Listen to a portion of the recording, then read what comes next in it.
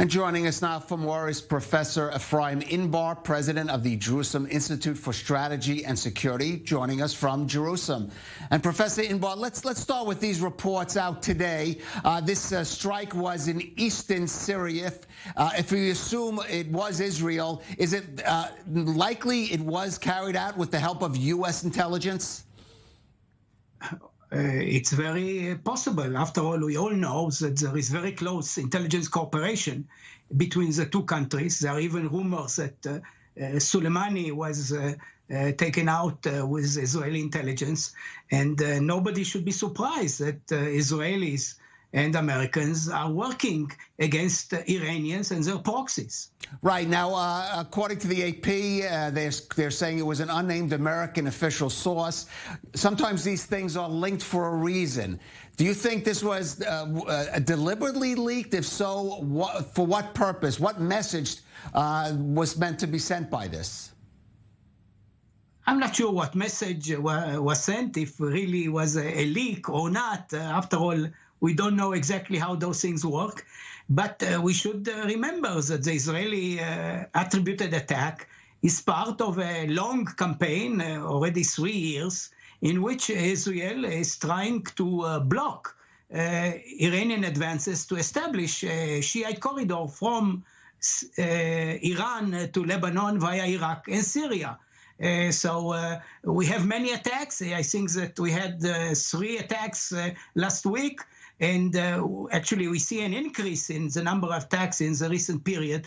So it is not clear if there is some plan for it. Maybe it's an opportunity to attack because we have the intelligence. After all, much of the attacking depends on accurate intelligence. It seems that Israel, on its own, and maybe with the help of the United States, has intelligence dominance in this region.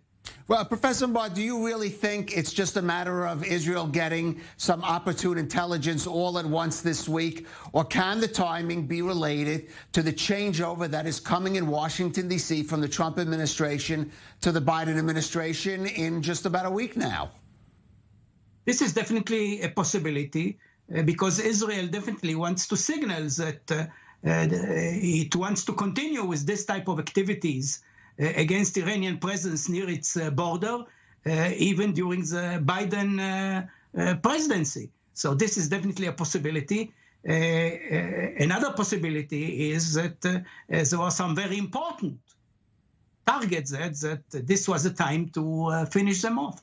Well, let's talk about the importance of maybe of these targets, because most of Israel's airstrikes have been directed at trying to keep Iran and proxies like Hezbollah away from the Israeli border on the Golan Heights and those areas adjacent. Here we're seeing a strike way over in eastern Syria, closer to the Iraqi border. What would be the likely targets that would justify an Israeli airstrike that far out?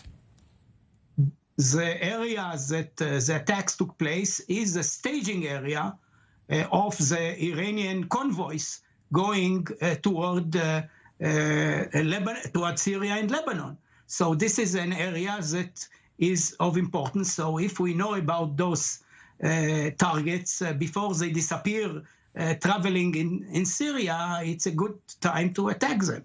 We should remember, this is the beginning of the Shiite corridor in Syria toward Lebanon.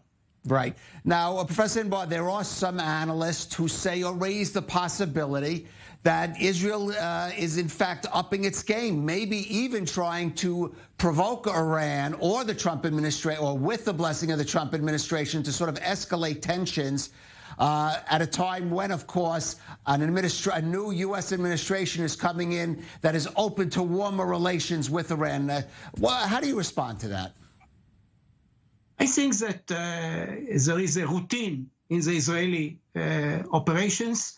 I don't think that what we've seen last night is something extraordinary.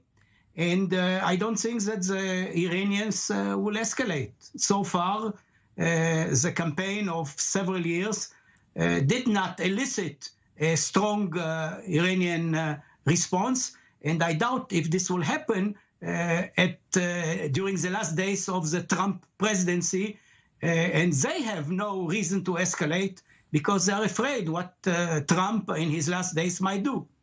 But we just have about 30 seconds left. I guess the motivation would be to create tensions with Iran in order to avoid progress on other issues like the Iran nuclear agreement.